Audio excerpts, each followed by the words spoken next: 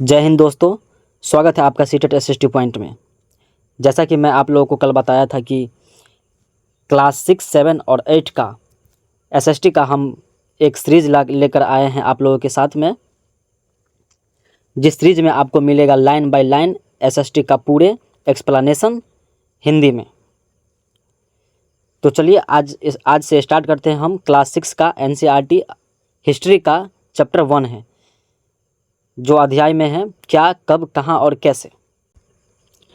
चलिए स्टार्ट करते हैं। जिसमें अभी देख रहे हैं आप लोग की रसीदा का एक सवाल है। वह बैठ करके अखबार पढ़ रही थी, लेकिन अचानक उसकी जो निगाह है उसे एक सुर्खी पर पड़ी। मतलब कहीं पर एक लाइन लिखा हुआ था, 100 साल पहले। तो उस लाइन पे उसकी नज़र पहुंची। तो यह देख करके वह सोचने लगी कि कोई कैसे जान सकता है कि इतने वर्षों पहले क्या हुआ था।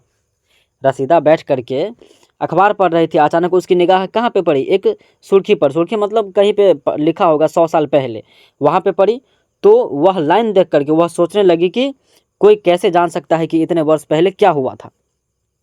चलिए अब हम लोग आगे देखते हैं। सबसे पहला टॉपिक है कि कैसे पता लगाएं। अगर मान लीजिए कि यह जानने के लिए कि कल क्या हुआ था, तुम रेडियो सुन सकते हो, टेलीविज़न देख सकते हो या फिर अखबार पढ़ सकते हो। साथ ही यह जानने के लिए कि पिछले साल क्या हुआ था, तुम किसी ऐसे व्यक्ति से बात कर सकते हो जिसे उस समय की स्मृति हो। लेकिन बहुत पहले क्या हुआ था यह कैसे जाना जा सकता है? अब देखिए, यह जानने के लिए कि कल क्या हुआ था, अगर मान लीजिए कल जो हुआ था उसके बारे में मुझे जानकारी लेना है, तो हम लोग क्या करेंगे? या तो रेडियो में सुनेंगे कि कल क्या हुआ था, या फिर टेलीविज़न में देखेंगे, या फिर हो सकता है तो हम लोग अखबार पढ़ेंगे, न्यूज़पेपर, उसमें हम लोग देखेंगे, उसमें पढ़ करके या देख करके या सुन करके हमें पता चलेगा कि कल क्या हुआ था। लेकिन अगर पिछले साल का अगर मुझे मालूम करना है कि पिछले साल क्या हुआ था, 1 साल पहले की बात, तो उसमें हमें उसके बारे में पता लगाने के लिए मुझे क्या करना पड़ेगा? किसी ऐसे व्यक्ति से बात करना पड़ेगा जिसे पिछले साल की जो समय रहा होगा, कैसे रहते होंगे लोग पिछले साल क्या हुआ था या क्या करते थे, उस सारी बातों को जिसे याद हो, उस व्यक्ति से मुझे बात करके पता चलेगा। लेकिन आश्चर्य की बात है कि पहले क्या हुआ था यह कैसे जाना जा सकता है? बहुत साल पहले की बात हो रही है। नेक्स्ट टॉपिक है कि अतीत के बारे में हम क्या जान सकते हैं। आइए देखते हैं। अतीत के बारे में बहुत कुछ जाना जा सकता है, जैसे लोग क्या खाते थे, कैसे कपड़े पहनते थे, किस तरह के घरों में रहते थे। हम आखेटक का अर्थ होता है शिकारी, पशुपालकों, कृषकों, शासकों, व्यापारियों, पुरोहितों, शिल्पकारों, कलाकारों, संगीतकार या फिर वैज्ञानिक के जीवन के बारे में जानकारियां हासिल कर सकते हैं। यही नहीं, हम यह भी पता कर सकते हैं कि उसके समय बच्चे कौन से खेल खेलते थे, कौन सी कहानियां सुना करते थे, कौन से नाटक देखा करते थे, या फिर कौन कौन से गीत गाते थे।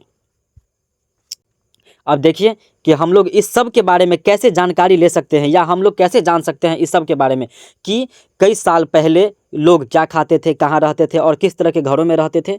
आइए हम लोग आगे पढ़ते हैं। सबसे पहला टॉपिक है कि लोग कहाँ रहते थे। आइए हम लोग देखते हैं।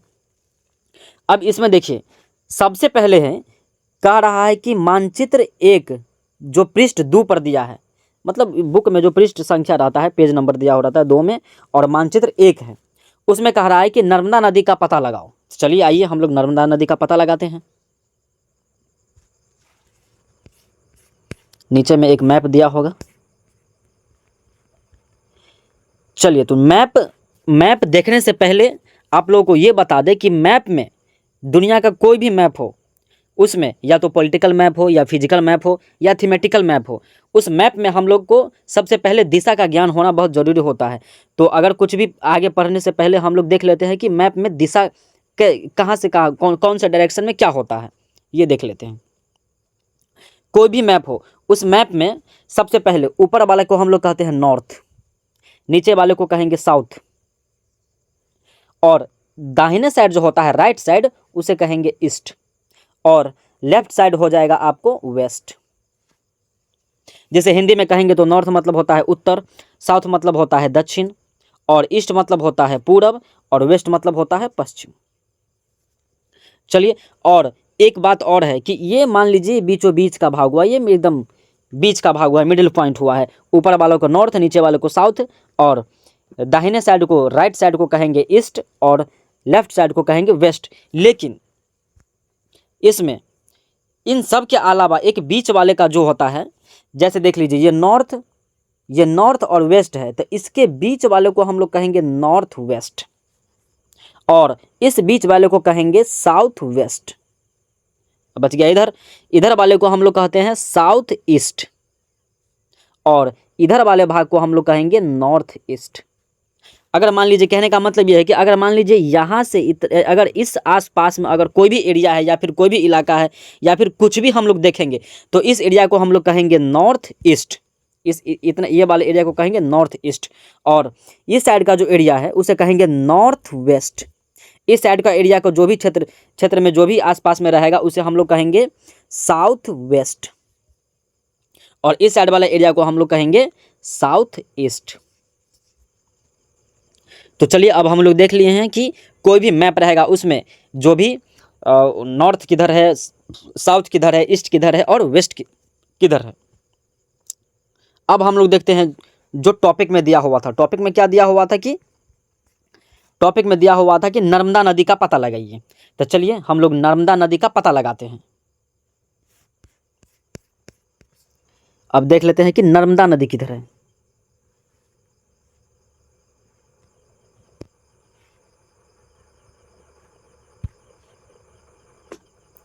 ये रहा आपका नर्मदा नदी।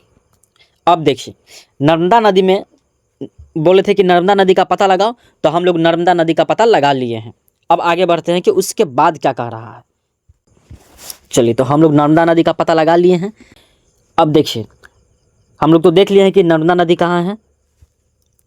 अब देखते हैं कई लाख वर्ष पहले से लोग इस नदी के तट पर रह रहे हैं। नर्मदा नदी जो हम लोग अभी देखे हैं, उस नर्मदा नदी के तट पर कई लाख वर्ष पहले से लोग इसी नदी के तट पर रह रहे हैं। यहाँ रहने वाले आरंभिक लोगों में से कुछ कुशल संग्राहक थे जो आसपास के जंगलों की विशाल संपदा से परिचित थे। अपने भोजन के लिए वे जड़ों, फलों तथा जंगल के अन्य उत्पादों का सही यहीं से संग्रह किया करते थे। वे जानवरों का आखेटक का मतलब होता है शिकारी भी करते थे। अब देख लीजिए कह रहा है कि कई लाख वर्ष पहले क्या था कि लोग नर्मदा नदी के तट पर रहते थे। कई लाख वर्ष पहले लोग कहाँ रहते थे? नर्मदा नदी के तट पर। अब देख लीजिए यहाँ रहने वाले आरंभिक लोगों में से कुछ क्या थे? कुशल संग्राहक। कुशल संग्राहक हम लोग किसे कहेंगे? कुशल का मतलब होता है कि बहुत ही अच्छा, और संग्राहक का मतलब होता है इकट्ठा करने वाला। तो कुछ ऐसे अच्छा व्यक्ति थे जिसे जंगलों की विशाल संपदा से परिचित थे। परिचित का मतलब होता है कि विशाल जंगल, बहुत बड़ा जंगल रहते थे पहले। अभी हम लोग देखते हैं कि उतना जंगल नहीं है, लेकिन इससे पहले प्राचीन समय में बहुत बड़े जंगल रहता था, घना जंगल रहता था। तो जो विशाल जंगल रहता था उसमें अपने भोजन के लिए क्या होता था कि जड़ को, फलों को और जंगल के अन्य उत्पादों को क्या करते थे? संग्रह क्या करते थे। संग्रह का मतलब होता है कि इकट्ठा क्या करते थे। और उसके बाद वे जानवरों को क्या करते थे? आखेटक का मतलब होता है शिकारी। तो वे जानवरों का शिकार करते थे। अब हम लोग आगे बढ़ते हैं, आगे के टॉपिक में देखते हैं क्या है। अब देखिए अब कह रहा है कि तुम उत्तर पश्चिम की सुलेमान और किरथर पहाड़ियों का पता लगाओ। अब क्या कह रहा है कि तुम उत्तर पश्चिम की सुलेमान और किरथर पहाड़ियों का पता लगाओ। तो आइए हम लोग सुलेमान और किरथर पहाड़ी का पता लगाते हैं। कहाँ बोल रहा था? उत्तर पश्चिम में। तो चलिए हम लोग उत्तर पश्चिम में चलते हैं। उत्तर पश्चिम, तो अभी आप लोगों को बताए थे ऊपर वाले को उत्तर कहेंगे और बाएं साइड को पश्चिम कहेंगे। तो उत्तर पश्चिम मतलब जो बीच वाला डायरेक्शन हम आपको बताए थे इससे पहले, उसमें चलते हैं उत्तर और पश्चिम। तो ऊपर वाले को उत्तर कहते हैं नॉर्थ, और इधर हो जाता है वेस्ट। और नॉर्थ और वेस्ट मतलब उत्तर और पश्चिम के बीच, मतलब इस वाले बीच में हम लोग को देखना, ये वाले भाग में। तो चलिए इस वाले भाग में हम लोग देखते हैं। तो उत्तर और पश्चिम में क्या कहा था? सुलेमान और किरथर की पहाड़ी। देखिए ये है सुलेमान और ये है किरथर। तो ये पहाड़ी है, जो छोटे छोटे होते हैं पहाड़ी। तो ये है सुलेमान की पहाड़ी और ये है किरथर की पहाड़ी।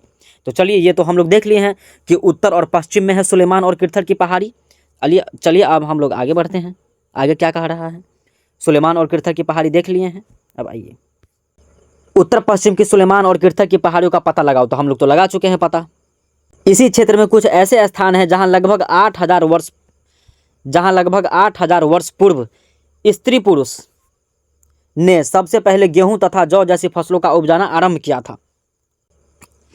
क्या कह रहा है अब कि अभी जो हम लोग देखे हैं सुलेमान और किरथर की पहाड़ी, क्या देखे हैं, सुलेमान और किरथर की पहाड़ी, उसमें क्या कह रहा है कि उस सुलेमान और किरथर का जो पहाड़ी है उस क्षेत्र में कुछ ऐसे स्थान हैं जहां लगभग 8,000 वर्ष पूर्व, मतलब 8,000 वर्ष पहले, अभी से पूर्व क्या था, स्त्री और पुरुषों ने क्या किया था, सबसे पहले गेहूं उपजाया था और जौ उपजाया था। क्या उपजाया था, सबसे पहले गेहूं और जौ जैसी फसलों को उपजाना आरंभ किया था। तो हम लोग कह सकते हैं कि सुलेमान और किरथर के पहाड़ी जो ऐसे हैं उस क्षेत्र में कुछ स्थानों पर क्या हो रहा था, सबसे पहले गेहूं और जौ जैसे फसलों को क्या किया, उपजाना आरंभ किया। मतलब हम लोग कह सकते हैं कि कृषि का आरंभ हुआ। तो अगर क्वेश्चन आ सकता है कि कृषि का आरंभ कहाँ से हुआ है, तो हम लोग कह सकते हैं कि सुलेमान और किरथर की पहाड़ी के क्षेत्र में, वहां से क्या हुआ, जौ जैसी फसलों को और गेहूं जैसे फसलों को उपजाना आरंभ किया।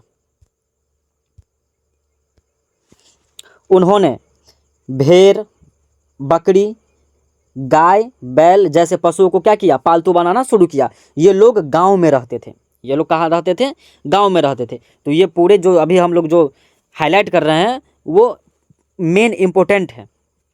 जैसे क्वेश्चन आ सकता है कि वे लोग कहाँ रहते थे, तो हम लोग क्या कहेंगे कि वे लोग गांव में रहते थे। वे लोग कहाँ रहते थे, गांव में रहते थे। और सुलेमान और किरथर की पहाड़ी के क्षेत्र में सबसे पहले क्या आरंभ हुआ, तो कृषि का आरंभ हुआ, फसलों को उपजाना आरंभ हुआ। तो कौन से फसल को उपजाना आरंभ हुआ, तो गेहूं और जौ जैसी फसलों को। और नहीं तो ऐसे भी क्वेश्चन रख सकता है कि गेहूं और जौ जैसी फसलों को उपजाना आरंभ कहाँ से हुआ, तो हम लोग कह सकते हैं सुलेमान और किरथर की पहाड़ी के क्षेत्र में, कह सकते हैं एकदम आराम से।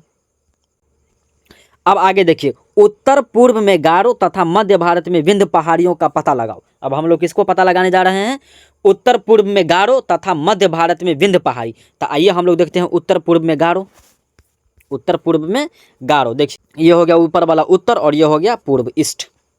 तो उत्तर और पूर्व में क्या है, गारो की पहाड़ी। तो ये हम लोग देख लेते हैं, गारो की पहाड़ी है। नॉर्थ ईस्ट में क्या है, गारो की पहाड़ी। तो चलिए गारो की पहाड़ी तो और हम लोग देख लिए हैं। अब क्या बोल रहा था कि मिडिल में, मतलब बीच में विंध्य पहाड़ी, गारो और विंध्य पहाड़ी। चलिए अब हम लोग आगे देखते हैं क्या कह रहा है इसके बारे में। चलिए, ये कुछ अन्य ऐसे क्षेत्र थे जहां कृषि का विकास हुआ। अब देखिए हम लोग को क्या कहा था, उत्तर पूर्व में गारो तथा मध्य भारत में विंध्य पहाड़ी। गारो और विंध्य पहाड़ी में क्या, इसके जो आसपास का जो क्षेत्र है उस क्षेत्र में क्या हुआ था, उस क्षेत्र में मतलब ये ऐसे क्षेत्र थे जहां क्या हुआ था, कृषि का विकास। अब आप लोगों को कंफ्यूज नहीं होना है कि इससे पहले जो हम लोग पढ़े थे, ये सुलेमान और किरथर की पहाड़ी, ये जो पढ़े थे हम लोग, सुलेमान और किरथर की पहाड़ी, इसमें तो हम लोग इसमें क्या स्टार्ट हुआ था, गेहूं और जौ जैसी फसलों को उपजाना आरंभ किया था। उपजाना मतलब आप देख सकते हैं कि कृषि का आरंभ हुआ होगा। लेकिन यहां पर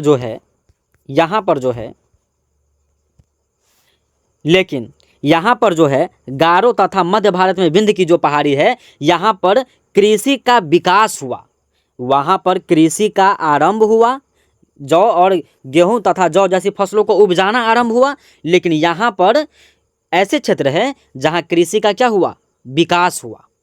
तो डेवलप में और स्टार्टिंग में बहुत ही डिफरेंस है। इसलिए तो मध्य भारत में जो विंध्य पहाड़ी है और उत्तर पूर्व में गारो पहाड़ी है, यहाँ पर और यहाँ पर क्या हुआ, कृषि का विकास हुआ। जहाँ सबसे पहले क्या उगाया जाने लगा, चावल। और ये इंपॉर्टेंट लाइन है, ये एग्जाम में आता है कि चावल, सबसे पहले चावल कहाँ उपजाया गया। तो हम लोग क्या कहेंगे, सबसे पहले चावल कहाँ उपजाया गया, उत्तर पूर्व में, मतलब गारो तथा विंध्य पहाड़ियों के क्षेत्र में। सबसे पहले चावल कहाँ उपजाया गया, उत्तर तथा विंध्य पहाड़ियों के क्षेत्र में उपजाया गया। वे स्थान विंध्य के उत्तर में स्थित है। और जहां सबसे पहले चावल उपजाया गया, वे स्थान विंध्य मतलब ये जो है विंध्य या इसके उत्तर में उपजाया गया, इसके उत्तर में उपजाया गया। तो आइए हम लोग देख लेते हैं कि विंध्य के उत्तर में कौन जगह है। थोड़ा मैप में भी देख लेंगे तो कॉन्सेप्ट क्लियर रहेगा। विंध्य पहाड़ी के विंध्य के उत्तर में, विंध्य यहाँ पे है विंध्य, और इसके उत्तर में, विंध्य के उत्तर में, तो उत्तर तो हो गया ये। तो विंध्य के उत्तर में क्या हुआ है, सबसे पहले चावल उपजाया गया था। विंध्य के उत्तर में क्या हो रहा था, सबसे पहले चावल उपजाया गया था। तो हम लोग यहाँ तक तो कंप्लीट कर लिए। अब देखिए, अब है कि मानचित्र पर सिंधु तथा इसकी सहायक नदियाँ का पता लगाने का प्रयास करो। कह रहा है कि मानचित्र पर सिंधु और इसकी सहायक नदियाँ, सिंधु और इसकी सहायक नदी। तो आइए हम लोग सिंधु और इसकी जो सहायक नदियाँ हैं उसे हम लोग मैप में ढूंढते हैं। आइए, ये रहा सिंधु, और सिंधु नदियाँ थोड़ा देखते हैं। सिंधु नदी देखिए, ये जो आ रही है, या इधर तो ये हिमालय हो गया, हिमालय पर्वत श्रेणी है यहाँ से यहाँ तक। लेकिन आप लोग ये रेखा देख रहे होंगे, आप लोग ये रेखा, ये है सिंधु नदी, जो यहाँ लास्ट में, जो इधर लास्ट में कच्छ की खाड़ी है वहाँ पे गिरती है। और ये रहा आपका सिंधु नदी, ये रहा आपका सिंधु नदी, जो कहाँ से होकर के आ रही है, हिमालय के पर्वत श्रेणी से आ रही है और कच्छ की खाड़ी में जाकर के गिर रही है। तो ये रहा आपका सिंधु नदी। और ये सिंधु नदी। अब देखिए, इसको थोड़ा मिटा देते हैं ताकि देखने में अच्छा रहे।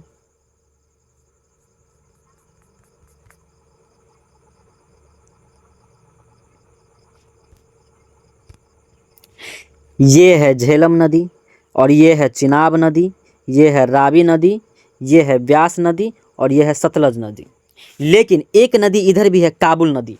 ये नदी भी क्या हो रही है, ये नदी भी इधर से आकर के डायरेक्ट सिंधु में मिलती है। झेलम नदी भी सिंधु में मिलती है, चिनाब नदी भी सिंधु में मिलती है, रावी नदी भी सिंधु में मिलती है, और इधर से ब्यास नदी भी आकर के सिंधु में मिलती है, और ये सतलज नदी भी आकर के सिंधु में मिलती है। तो कहने का मतलब कि नदी, ये जो नदी है, ये हो गया सिंधु नदी। तो ये हो गया एक मेन नदी जो डायरेक्ट हिमालय की पर्वत श्रेणी से आकर के और कच्छ की खाड़ी में गिरती है। और ये बाकी जो ये नदी है, छोटी छोटी नदियां जो आकर के सिंधु नदी में गिर रही है, ये जो बाकी छोटी छोटी नदियां जो आकर के इसमें गिर रही है, ये क्या हो गया इसका सहायक नदी। ये हो गया मेन सिंधु नदी, और बाकी जो नदी इसमें आ रही है वो हो गया इसका सहायक नदी। तो हम लोग सिंधु नदी और इसके सहायक नदी देख चुके हैं। अब हम लोग आगे बढ़ते हैं। तो हम लोग तो देख लिए हैं, सिंधु और इसकी सहायक नदियां देख लिए हैं मैप में। अब देखिए, सहायक नदियां उन्हें कहते हैं जो एक बड़ी नदी में मिल जाती हैं। अभी तो मैं आप लोगों को बता दिया हूं कि सहायक नदी और मेन नदी क्या होता है। एक मेन नदी रहती है और छोटी छोटी नदियां आकर के उसमें मिलेगी तो उसे कहेंगे सहायक नदियां। अब देखिए, लगभग 4700 वर्ष पूर्व इन्हीं नदियों के किनारे कुछ आरंभिक नगर फले फूले। अब देखिए कि 4700 वर्ष पूर्व जो अभी हम लोग मेन नदी देखे हैं, सिंधु नदी और इसकी सहायक नदी, उसी नदी के किनारे धीरे धीरे क्या हुआ, कुछ नगर जो है आरंभ हुआ, कुछ नगर बसना आरंभ हुआ। नगर का फले और फूले के मतलब होता है कि नगर को बसना, नगर में मतलब नगर बसाया गया। तो धीरे धीरे वहाँ पे लोग रहते गए, रहते फिर नगर बस गया होगा, और आरंभिक नगर मतलब नगर का आरंभ हुआ। लगभग 4700 वर्ष पूर्व क्या हुआ, इन्हीं नदियों के किनारे कुछ आरंभिक नगर फले फूले, और गंगा व इसकी सहायक नदियों के किनारे तथा समुद्र तटवर्ती इलाकों में नगरों का विकास लगभग 2500 वर्ष पूर्व हुआ है। अब देखिए, तो ये तो सिंधु नदी की बात थी, और गंगा नदी और इसकी सहायक नदियों के किनारे कब स्टार्ट हुआ, इलाकों में, इसके इलाकों में तटीय इस नदी के तट पर कब लगभग नगरों का विकास हुआ, 2500 वर्ष पूर्व। कब स्टार्ट हुआ, मतलब कब विकास हुआ, 2500 वर्ष पूर्व। लेकिन इससे पहले जो है सिंधु नदी में 4700 वर्ष पूर्व स्टार्ट हुआ और नगर का विकास हुआ, और गंगा और इसकी सहायक नदियों के बीच कब स्टार्ट हुआ, लगभग 2500 वर्ष पूर्व। अब देखिए, अब है कि गंगा तथा इसकी सहायक नदी सोन का पता लगाओ। अब हम लोग को देखना है गंगा नदी और इसकी सहायक नदी जो है सोन नदी, उसको पता लगाते हैं। आइए हम लोग मैप में देखते हैं। ये रहा आपका गंगा नदी। तो गंगा नदी भी हिमालय से होकर के गुजर रही है, निकल रही है, और ये जा करके कहाँ गिर रही है? बंगाल की खाड़ी में, वे ऑफ बंगाल। ये रहा मेन आपका गंगा नदी, और इसका सहायक नदी सोन नदी। सोन नदी इधर है। एक मिनट, थोड़ा कलर चेंज कर लेते हैं। ये रहा आपका सोन नदी। देखिए, तो ये मेन हो गया आपका गंगा नदी, और ये जो है सोन नदी इसकी सहायक नदियां हैं। तो ये गंगा नदी हो गया मेन नदी, और मेन नदी में क्या हुआ? एक छोटी सी नदी है सोन नदी, वह जाकर के गंगा में मिलती है। तो ये सोन नदी हो गया इस गंगा नदी का सहायक नदी। तो गंगा नदी कहाँ से निकल रही है? हम लोग देख रहे हैं यहाँ से, हिमालय की पर्वत श्रेणी से। गंगा नदी भी हिमालय के पर्वत श्रेणी से, और उधर वो जो नदी थी सिंधु नदी भी हिमालय पर्वत श्रेणी से गुजरती है, और गंगा नदी भी हिमालय के पर्वत श्रेणी से निकल रही है। और कहाँ पे जाकर के मिल रही है? ये जाकर के डायरेक्ट मिल रही है बे ऑफ बंगाल में जाकर के गिरती है, मिलती नहीं है, गिरती है। चलिए, तो एक मिनट, सॉरी। तो गंगा नदी और इसकी सहायक नदी सोन हम लोग देख लिए हैं, कहाँ से निकलती है और कहाँ जाकर के गिरती है। तो हम लोग गंगा और इसकी सहायक नदी सोन देख लिए हैं। अब देखिए, गंगा के दक्षिण में इन नदियों के आसपास का क्षेत्र प्राचीन काल में मगध और अभी वर्तमान में बिहार के नाम से जाना जाता है। तो हम लोग क्यों देखे थे गंगा नदी और इसका सोन नदी? क्योंकि गंगा नदी के जो आसपास का क्षेत्र है वह प्राचीन काल में, मतलब पहले, प्राचीन मतलब पुराना समय में, इससे पहले जो बीत चुका है, तो प्राचीन समय में क्या कहलाता था? मगध, और अभी वर्तमान में क्या कहलाता है? बिहार। तो हम लोग गंगा नदी क्यों देखे थे? क्योंकि गंगा नदी के आसपास का क्षेत्र प्राचीन समय में मगध कहलाता था, और अभी वर्तमान में बिहार के नाम से जाना जाता है। अब आप लोग को समझ में आ गया होगा कि हम लोग गंगा नदी क्यों देखे और इसकी सहायक नदी जो सोन नदी है वो क्यों देखे हैं। ठीक है, अब हम लोग आगे बढ़ते हैं। अब देखिए, तो हम लोग ये तो समझ में आ गया कि गंगा नदी के आसपास का क्षेत्र क्या हुआ? प्राचीन काल में मगध के नाम से जाना जाता था, और अभी वर्तमान में बिहार के नाम से जाना जाता है। अब देखिए, इसके शासक बहुत शक्तिशाली थे। शासक का मतलब होता है कि वह राज्य चलाने वाला, जैसे मगध राज्य था तो मगध को चलाने वाला, इसे शासक कहेंगे। तो मगध को जो चलाने वाला शासक था वह क्या था? बहुत ही शक्तिशाली थे, और उन्होंने एक विशाल राज्य स्थापित किया था। देश के अन्य हिस्सों में भी ऐसे राज्यों की स्थापना की गई थी। अब जो है वह जो शासक था वह बहुत शक्तिशाली था, मगध के शासक, और उन्होंने क्या किया था? एक विशाल राज्य स्थापित किया था। देश के अन्य हिस्सों में भी ऐसे राज्यों की स्थापना की गई थी। जैसे मगध था राज्य, वैसे देश के और हिस्सों में भी वैसे राज्यों की स्थापना की गई थी। लोगों ने सदैव उपमहाद्वीपों के एक हिस्से से दूसरे हिस्सों तक यात्रा की। कभी कभी हिमालय जैसे ऊंचे पर्वत, पहाड़ियों, रेगिस्तान, नदियों तथा समुद्रों के कारण यात्रा जोखिम भरी होती थी। अब देखिए, अब क्या कह रहा है कि लोगों ने हमेशा क्या किया है? लोगों ने हमेशा उपमहाद्वीप, मतलब उपमहाद्वीप। अब महाद्वीप का मतलब होता है बहुत बड़ा महाद्वीप, बहुत बड़ा भूमि का टुकड़ा, लेकिन उपमहाद्वीप का मतलब छोटा छोटा टुकड़ा, जो समुद्र के कुछ ही हिस्सों के द्वारा कुछ ही हिस्सों में मिल जाती है जमीन। अब देखिए, तो उपमहाद्वीप जो है, छोटे छोटे उपमहाद्वीप क्या किया? तो लोग प्राचीन समय में लोग क्या करते थे? छोटे छोटे उपमहाद्वीप के हिस्सों में एक दूसरे से, मतलब एक जगह से दूसरे जगह तक जाते थे, एक हिस्सों से दूसरे जगह तक यात्रा करते थे। और कभी कभी तो ऐसा होता था कि हिमालय का जो पर्वत है, हिमालय पर्वत, वह पर्वत कितना ऊंचा है, तो उस ऊंचे पर्वतों जैसे पहाड़ी और रेगिस्तान, नदी तथा समुद्र के कारण यात्रा जोखिम भरी होती थी। कभी कभी अगर हिमालय जैसे पर्वत बीच में आ जाता था तो तभी यात्रा के दौरान तो क्या हो जाता था?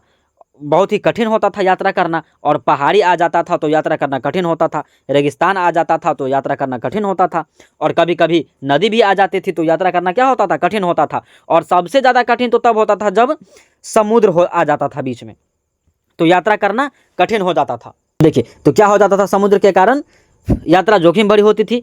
फिर भी यात्री उनके लिए असंभव नहीं थी, फिर भी ये यात्रा उनके लिए असंभव नहीं थी। अब कितना भी मुश्किल आए, कितना भी बहुत बड़े बड़े पहाड़ आए, पर्वत आए, रेगिस्तान आए, नदियाँ आए, समुद्र आए, लेकिन उनके लिए यात्रा करना क्या था? असंभव नहीं था। मतलब वह जोखिम उठा करके यात्रा करते थे। अब देखिए, कभी लोग काम की तलाश में तो कभी प्राकृतिक आपदाओं के कारण एक स्थान से दूसरे स्थान जाया करते थे। यात्रा क्यों करते थे? तो या तो काम के तलाश में करते थे यात्रा, और नहीं तो जब कोनो भी प्राकृतिक आपदा आ गया, जैसे बाढ़ आ गया होगा या फिर कोनो और तरह की आपदा सब आ गया होगा, सुनामी आ गया होगा, तो क्या होता था, जहाँ पे रहते थे वहाँ पे आपदा आपदा आ जाता था, तो वह क्या होता था, तो जिस जगह पे रहते थे वहाँ से दूसरे जगह जाया करते थे, इसलिए यात्रा करते थे। कभी कभी सेनाएं दूसरे क्षेत्रों पर विजय हासिल करने के लिए जाती थी। अब देखिए, कभी कभी क्या होता था कि सेना सेना जो होता था वह वहाँ जा करके और युद्ध करके उस क्षेत्र को अपनाना चाहते थे। तो मतलब क्या होता था, उस क्षेत्र पर विजय हासिल करने के लिए जाती थी।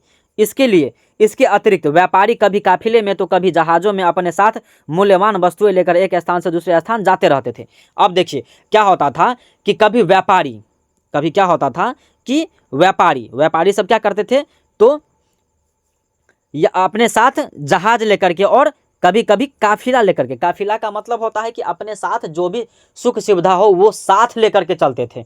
या तो एक जहाज में हो जाए तो एक जहाज में, नहीं तो 2 जहाज 3 जहाज, पूरे काफिला के साथ लेकर के चलते थे। और जहाज़ों में अपने साथ क्या लेकर के चलते थे, मूल्यवान वस्तुएं, मतलब ऐसा ऐसा वस्तु रहता था जो बहुत कीमती होता था और एक स्थान से दूसरे स्थान तक जाते रहते थे। ठीक है,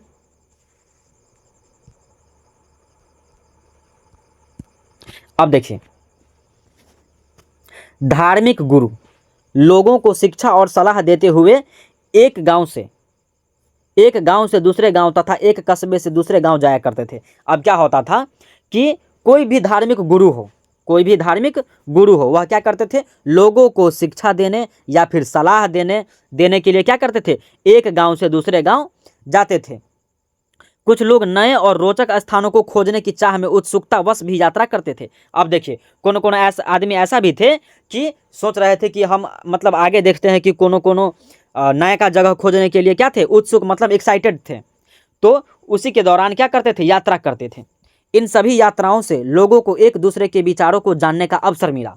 अब जब ये लोग इतने सारे लोग, या तो देखिए अभी हम लोग देखे हैं कि धार्मिक गुरु, ऐसा पहले देखे थे व्यापारी, ऐसा पहले देखते थे कि सेना।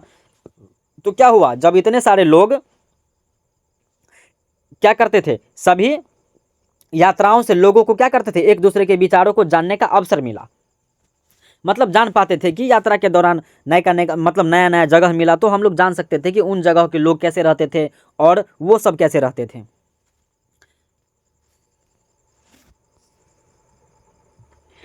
तो ये तो था कि आपको मतलब बहुत पहले की बात।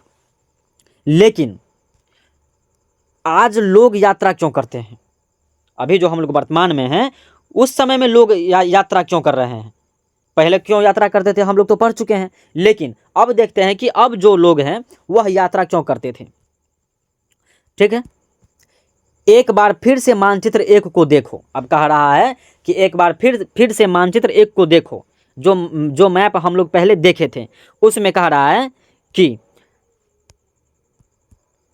पहाड़ियाँ, पर्वत और समुद्र। उस मैप में क्या देखने के लिए कह रहा है, पहाड़ियाँ, पर्वत और समुद्र इस उपमहाद्वीप की प्रकृति सीमा का निर्माण करते हैं। अब देखिए, उस मैप में जाएंगे और फिर देखेंगे कि पहाड़ी, पर्वत और समुद्र इस उपमहाद्वीप की प्रकृति सीमा का निर्माण करती हैं। हालांकि लोगों के लिए इन सीमाओं को पार करना आसान नहीं था। जिन्होंने ऐसा चाहा वे ऐसा कर सके, वे पर्वतों की ऊंचाई को छू सके तथा गहरे समुद्रों को पार कर सके। उपमहाद्वीपों के बाहर से भी कुछ लोग यहाँ आए और यहीं बस गए। लोगों के इस आवागमन ने हमारी संस्कृति परंपराओं को क्या किया, समृद्ध। आगे देखते हैं। अब देखो, तो एक बार पहले हम लोग देख लेते हैं पहाड़, पर्वत और समुद्र। तो कहाँ पे, मैप मानचित्र 1 में। तो चलिए मानचित्र 1 देखते हैं। पहाड़, पर्वत और समुद्र को देखना है। मानचित्र 1, पहाड़, पर्वत और समुद्र। अब देखिए, उपमहाद्वीप है ये, उपमहाद्वीप का मानचित्र है ये। क्या है ये, उपमहाद्वीप का मानचित्र है। ठीक है, अब इसमें कह रहा है देखने के लिए पहाड़, पर्वत और मैदान। विंध्य पहाड़ियाँ हैं, गारो पहाड़ियाँ हैं, ये हिमालय पर्वत है, यहाँ से यहाँ तक पूरे पर्वत श्रेणी है, और सुलेमान की पहाड़ियाँ हैं, किरथर भी होगा आगे। अब देखें, तो हम लोग ये देख चुके हैं। तो क्या होता था कि पहाड़, पर्वत और समुद्र मिलकर के क्या करता था, प्राकृतिक सीमाओं का निर्माण करता था। ठीक है, अब देखिए, इसमें जो होता है, लोगों के इस आवागमन ने क्या किया, हमारी सांस्कृतिक परंपराओं को समृद्ध क्या किया, समृद्ध किया। अब देखिए समृद्ध किया, कई सौ वर्षों से लोग पत्थर को तराशने, संगीत रचने और यहाँ तक कि भोजन बनाने के नए नए तरीके के बारे में एक दूसरे के विचारों को अपनाते रहे हैं। क्या होता था कि कई वर्षों तक लग गए लोगों को पत्थर तराशने में, संगीत रचने में और भोजन बनाने के नए नए तरीकों के बारे में एक दूसरे के विचारों से क्या किया, अपनाते रहे थे। मतलब एक दूसरे के विचारों से सीखा, नए नए विचार एक दूसरे से सीखा करते थे वे लोग। अब हम लोग देखेंगे देश का नाम। अब देखिए, अपने देश के लिए हम प्रायः इंडिया तथा भारत जैसे नामों का प्रयोग करते हैं। अपने देश के लिए हम लोग क्या करते हैं, या तो इंडिया नाम का प्रयोग करते हैं या तो भारत नाम का प्रयोग करते हैं ना। अपने देश के नाम के लिए हम लोग क्या करते हैं, या तो इंडिया शब्द का यूज करते हैं या तो भारत शब्द का यूज करते हैं। अब देखिए, इंडिया शब्द इंडस से निकला है। इंडिया शब्द कहाँ से निकला है, इंडस से, जिसे संस्कृत में सिंधु कहा जाता है। अब देखिए, ये पॉइंट को आप लोग नोट कीजिएगा, बहुत ही इंपॉर्टेंट है ये पूरे टॉपिक VVI है आपका, ये पूरे VVI टॉपिक है और ये सीटेट के एग्जाम में बहुत पूछता है कि देश का नाम जो है कैसे पढ़ा। इसमें से बार बार क्वेश्चन आता रहता है कि देश के नाम के लिए। आप देखिए, तो इंडिया शब्द कहाँ से निकला है, इंडस से ना, तो इंडस से निकला है, जिसे संस्कृत में क्या कहते हैं, सिंधु। इंडस शब्द का जो अर्थ है वह उसका अर्थ संस्कृत में सिंधु कहा जाता है। इंडस शब्द का अर्थ क्या है संस्कृत में, सिंधु। अब देखिए, तो क्या कह रहा है, अपने एटलस में ईरान और यूनान का पता लगाओ। ठीक है, लगभग 2500 वर्ष पूर्व उत्तर पश्चिम की ओर से आने वाले ईरानियों और यूनानियों ने सिंधु को हिंदोस अथवा इंदोस और इस नदी के पूर्व में स्थित भूमि प्रदेश को इंडिया कहा। अब देखिए, इंडिया कौन कहा, यूनान में जो रहने उत्तर पश्चिम की ओर से आने वाले ईरानियों और यूनानी, देखिए ईरानी और यूनानी सिंधु को हिंदोस कहते थे। सिंधु जो नदी है, तो ईरान और यूनान का जो आदमी था वह सिंधु नदी को क्या कहा, हिंदोस, या नहीं तो इंदोस, या तो इंदोस कहता था या हिंदोस कहता था। और इस नदी, ये जो नदी है सिंधु नदी, इस नदी के पूर्व में स्थित भूमि प्रदेश, मतलब इस नदी के, मान लीजिए सिंधु नदी है और इस नदी को क्या कहता था, हिंदोस। क्या कहता था, हिंदोस। और इस नदी के पूर्व में, पूर्व मतलब इधर होगा, इधर पूर्व, ये इस साइड होगा पूर्व। तो इस पूर्व में जो जगह थे, वहाँ पे जो लोग रहते थे, वहाँ को ये लोग क्या कहा, इंडिया कहा। इस भूमि जो थे सिंधु नदी के जो ईस्ट में, मतलब पूरब में जो भूमि थे, उस भूमि को क्या कहा, इंडिया कहा। क्या कहा, इंडिया। तो इंडिया कौन कहा, ईरान के लोग और यूनान के लोग ना। तो सिंधु नदी को क्या कहा, हिंदोस। सिंधु नदी को हिंदोस कहते थे और इस सिंधु नदी के पूरब में जो लोग रहते थे उसे इंडिया कहते थे। लोग को नहीं, मतलब इस सिंधु नदी के पूर्व में जो भूमि था, उस जमीन को, उस भूमि को क्या कहते थे, इंडिया। ठीक है, अब देखिए, तो इंडिया कहते थे। और भारत नाम का प्रयोग उत्तर पश्चिम में रहने वाले लोगों के एक समूह के लिए किया जाता था। अब देखिए भरत, अब क्या हम लोग देख रहे हैं, भरत। देखिए, तो भरत शब्द है, ये क्या शब्द है, भरत। तो भरत शब्द जो है, भरत शब्द का प्रयोग उत्तर पश्चिम में रहने वाले लोग एक समूह के लिए करते थे। भरत शब्द का प्रयोग किसके लिए करते थे, समूह के लिए, लोगों के समूह। तब भरत शब्द का प्रयोग किसके लिए करते थे, लोगों के समूह के लिए ना। तो कहाँ रहने वाले लोगों के, उत्तर पश्चिम में जो लोग रहते थे, उत्तर पश्चिम में, उस लोगों के समूह को क्या कहते थे, भरत कहते थे। ठीक है, अब देखिए, समूह के लिए किया जाता था। इस समूह का उल्लेख संस्कृत की आरंभिक लगभग 3500 वर्ष पुरानी कृति ऋग्वेद में भी मिलता है। अब जो इस समूह का जो, मतलब समूह को जो भरत कहते थे ना, जो उत्तर पश्चिम में लोग रहते थे, उस लोग को क्या कहते थे, लोगों के समूह को क्या कहते थे, भरत। तो इसका जो भरत समूह का जो उल्लेख है, इस बात का जिक्र किया गया है संस्कृत का जो आरंभिक कृति, मतलब ऋग्वेद में। संस्कृत का जो एगो वेद है, आरंभिक कृति मतलब रचना ऋग्वेद में भी मिला है। बाद में इसका प्रयोग देश के लिए होने लगा।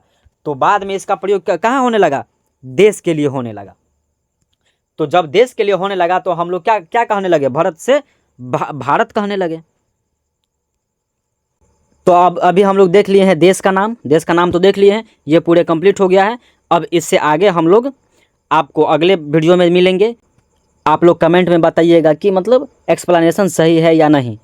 अगर किसी को भी कुछ पूछना रहेगा, कोई भी सवाल रहेगा या फिर कोई क्वेश्चन रहेगा, या फिर इसी टॉपिक में से कोई अगर किसी भी शब्द का अर्थ नहीं समझ में आ रहा है तो आप लोग कमेंट में पूछिएगा, ठीक है। तो फिर मिलते हैं नेक्स्ट क्लास में। इसे अभी चैप्टर फर्स्ट चलेगा और नेक्स्ट क्लास में जो है नेक्स्ट वीडियो में पूरा ये चैप्टर कंप्लीट कर दूंगा।